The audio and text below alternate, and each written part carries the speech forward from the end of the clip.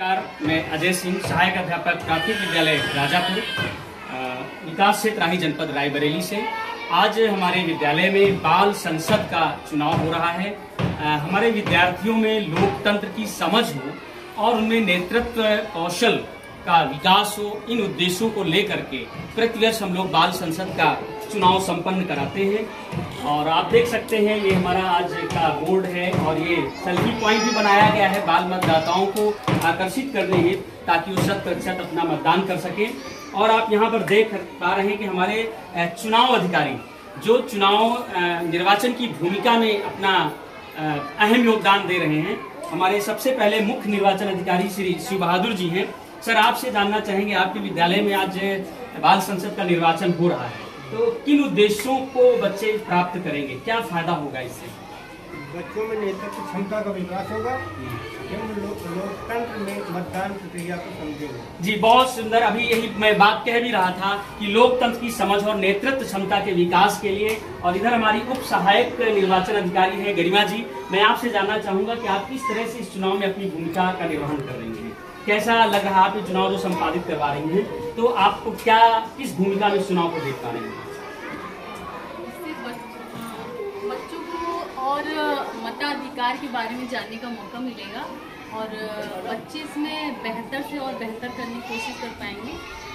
और वो भी ये भी समझ पाएंगे कि बड़े लोग कैसे अपने मताधिकार का प्रयोग करते हैं। जी, बहुत सुंदर, बहुत अच्छा जवाब। कैसे वो अपने मताधिकार का प्रयोग करेंगे, तो लोकतंत्र के लिए बहुत आवश्यक है। हमारे उप सहायक निर्वाचन अधिकारी श्री शुभम जी हैं। मैं आपसे जानना चाहूंगा कि अगर हम इस तरह के चुनाव जो हमारे पाठ्यक्रम में ही है और अगर हम उसको पढ़ा देते तो क्या नुकसान हो जाता? हम अगर ये प्रक्रिया को न संपन्न कराते तो क्या होता? आप किस तरह से इसको चुनाव को देख पा रहे हैं? जैसे कि अगर आज हम लोग यहाँ पे बाल संसद चुनाव के लिए एकत्र हुए हैं, वही प्रक्रिया यहाँ पे गतिमान है। अगर इसको हम केवल एक पाठ्यक्रम की तरह लेते और एक क्लासरूम में बैठ के पढ़ा देते तो शायद बच्चे उतने अच्छे से इसको ना सीख पाते। और हम लोग कहीं ना कहीं एक रोल प्ले मेथड का यूज़ करते हुए इस प्रक्रिया को निभा रहे हैं, तो कहीं ना कहीं बच्चे इस प्रक्रिया के माध्यम से एक चरणवार इन सारी चीज़ों को अच्छे से समझ रहे हैं कि चुनाव में अपना मत किस तरह से देते हैं।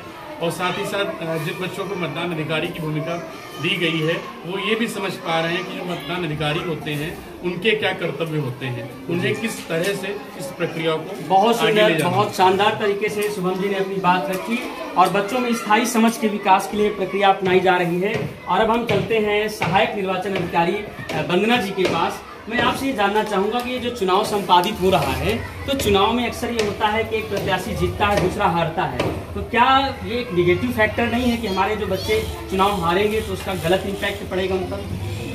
इसका गलत इम्पैक्ट पड़ेगा और इसीलिए हमारे यहाँ जितने भी प्रत्याशी है चुनाव लड़ रहे हैं उसमें से कोई किसी के बीच में हार जीत नहीं है। जितने भी प्रत्याशी हैं, कोई अगर जो जीतता है वो तो जीतेगा ही, वो तो प्रधानमंत्री बनेगा ही, बट इसके अलावा जो भी प्रत्याशी रह जाएंगे वो उस मतलब कि कैबिनेट में शामिल होंगे, वो किसी न किसी पद पे हासिल होंगे। तो कैबिनेट में शामिल होंगे, ये कहना है वंदना जी का, जो सहायक निर्वाचन अधिकारी हैं। और साथ ही साथ हमारे वो बच्चे जो हम कहते हैं कि हार गया, कोई हारता नहीं है, बल्कि उप विजेता होता है, सह विजेता होता है, प्रमुख विजेता होता है। इस तरह से चीजें चलती हैं। हमारे चुनाव अधिकारी एसएमसी के सदस्य दादा जागेलाल जी हैं, हमारी उप सहायक निर्वाचन अधिकारी माया देवी जी हैं। आप सबके सहयोग से ये प्रक्रिया संपादित हो रही है। आइए चलते हैं, बच्चों की कतार यहाँ पर लगी हुई है और ये हमारे सुरक्षा कर्मी यहाँ पर भी तैनात हैं। ये सारे बच्चे चुनाव मत डालेंगे। ये बताइए, आप लोग रेडी हो चुनाव वोट डालने के लिए? अच्छा, तो पर्ची आपके पास है, दिखाइए। ये मतदाता पर्ची इन बच्चों के हाथ में है और इसी को ले जाएंगे और अपना वोट डालेंगे। ये हमारे प्रत्याशी हैं प्रधानमंत्री पद हेतु। तो अंकित जी, आप अपनी जीत के प्रति आश्वस्त हैं? जीत जाएंगे आप चुनाव? इसमें कोई भी जीत हार का मतलब नहीं है। इसमें जो भी जीतेगा वो प्रधानमंत्री बनेगा और जो उसके बाद में आएगा वो उप प्रधानमंत्री बनेगा और जो उसके बाद में आएगा वो सब। बहुत सुंदर, इन्होंने बताया कि जो है सारे मंत्री बनेंगे, हम सब लोग मिल करके काम करेंगे, शायद इनका यही कहना है। अनामिका जी, आप बताएं, आपको क्या लगता है कि आप चुनाव जीत जाएंगी? यस सर, जैसे मैं चुनाव नहीं जीतती हूँ तब तक मुझे कोई ना कोई मंत्री बनाया जाएगा।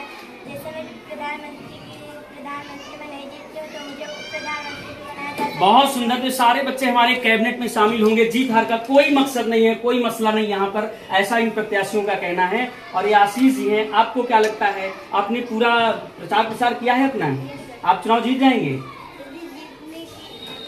तो इनका भी वही कहना है कि जीतने की कोई बात नहीं है, जीत तो होनी है, हम विजेता ही रहेंगे, उप विजेता हो या सह विजेता हो। तो शायद ये भाव निकल के आ रहा है। ये पहला चुनाव ऐसा होगा लोकतंत्र में जहां पर हार नाम की चीज नहीं, हार नाम का शब्द नहीं है। आइए हम ले चलते हैं आपको मतदान कक्ष की ओर। यहाँ पर देखिए हमारे बाल मतदाताओं की कतार लगी हुई है और ये अपने मत की प्रतीक्षा में हैं।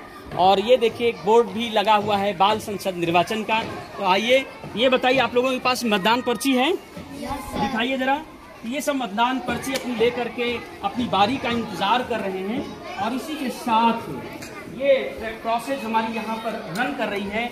और ये बाल मतदाता हैं और ये जो है पीठासीन अधिकारी के पास है, यहाँ पर प्रोसेस रन कराई जा रही है। और इसी के साथ ये अपना प्रथम मतदान अधिकारी के पास पहुंच रहे हैं। यहाँ पर प्रक्रिया संपन्न करवाई जा रही है।